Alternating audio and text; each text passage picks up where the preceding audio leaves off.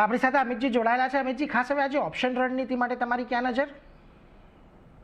Sentiment થોડો negative છે તો શોર્ટ સાઇડ પર છે, અને સ્પેસિફિકલી ઓટો સ્પેસમાંથી ઓટો સ્પેસમાં અગર આપણે જોઈએ તો ટુ વ્હીલર સ્પેસમાં આપણને થોડુંક કોલ ઓફ જોવા મળ્યું છે અને કરેક્શન જોવા મળ્યું છે.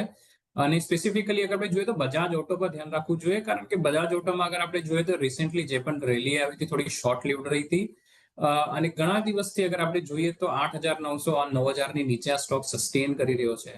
તો મને એવું પોસિબિલિટી લાગી રહી છે કે ડાઉન સાઇડમાં કરેક્શન આવી શકે છે 8,500 8,400 સુધી બજાજ ઓટોમાં. તો આજ 8,700 નો સ્ટ્રાઇક લો જ ઇનફેક્ટ પુટ ઓપ્શન બાય કરવો જોઈએ બજાજ ઓટોનો. 120 115 ની આસપાસ અત્યારના છે.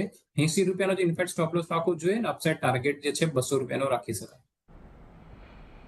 એટલે જો બજાજ ઓટો પર ખાસ ધ્યાન રાખજો. અહીંયાથી 8700નો પુટ ઓપ્શન તમારે ખરીદવાનો છે. અહીંયાથી ઘટે એવી અપેક્ષા છે, એટલે 120 રૂપિયાની આજુબાજુ જે પુટ ઓપ્શન ચાલી રહ્યો છે એમાં 80 રૂપિયાનો સ્ટોપ લોસ અને 200ના ટાર્ગેટ સાથે તમે આજે આ ઓપ્શન રણનીતિ બનાવી શકો છો. એટલે એના પર એક ફોકસ રાખજો.